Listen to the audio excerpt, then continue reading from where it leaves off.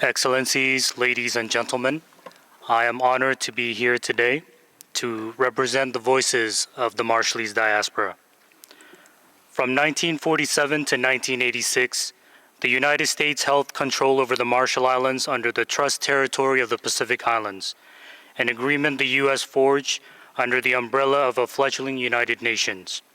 Despite the Marshall Islands asserting its independence as a sovereign nation in 1979, the United States refused to acknowledge it. Instead, the U.S. proposed a treaty known as the Compact of Free Association. The Marshall Islands leaders felt compelled to sign the treaty, but the compact also shielded the U.S. from future legal action stemming from its nuclear testing program in the islands.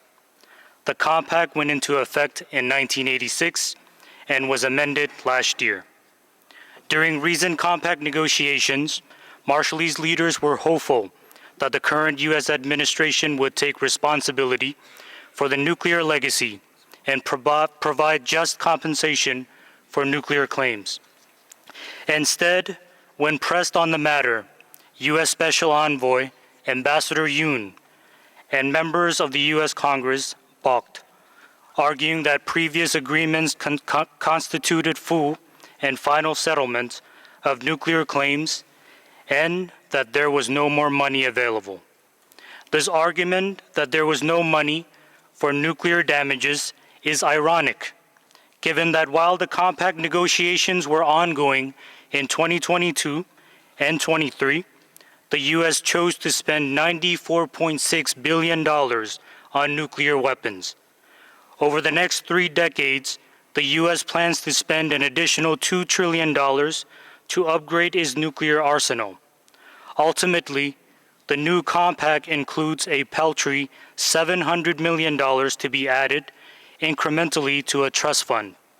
And still, the U.S. government refuses to accept responsibility for the harm caused or even to apologize.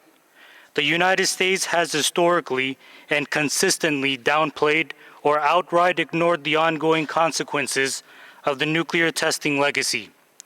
This legacy, now decades removed from the deadly mushroom clouds and fallout, is now one of slow violence against the Marshallese people, but no less deadly.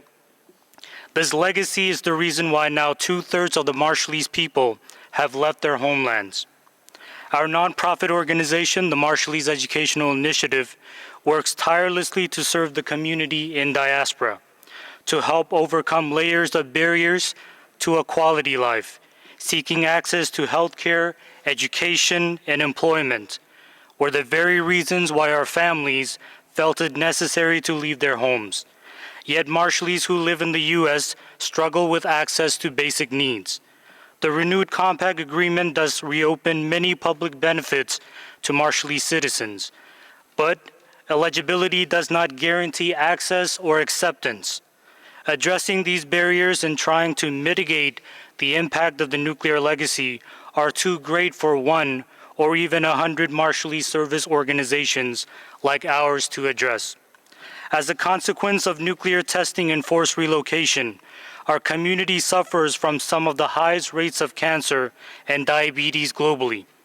In the early months of the COVID-19 pandemic, this vulnerability was made painfully evident when a disproportionate number of our community members fell ill and too many of our loved ones passed away. This is just one example of how generational health issues stemming from radiation exposure and forced relocation affect our people. Nuclear weapons do not keep us safe. Their very production causes harm and has devastated entire communities. This is why the world must reject the false narrative that nuclear weapons are necessary. Instead, we must embrace a nuclear weapons-free world. The Marshall Islands, the United States, and other countries must sign and ratify the Treaty on the Prohibition of Nuclear Weapons. Like climate change, nuclear weapons remain an existential threat. For my family and all Marshallese families, whether living in the islands or in diaspora, who have endured the loss of our lands, health, and heritage for the so-called greater good, We demand to be acknowledged, seen, and treated with fairness and dignity.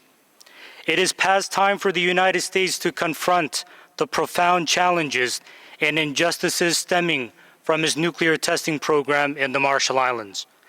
Only then can my people reclaim our fundamental human rights and rightful homelands and ensure a future for generations to come. Thank you.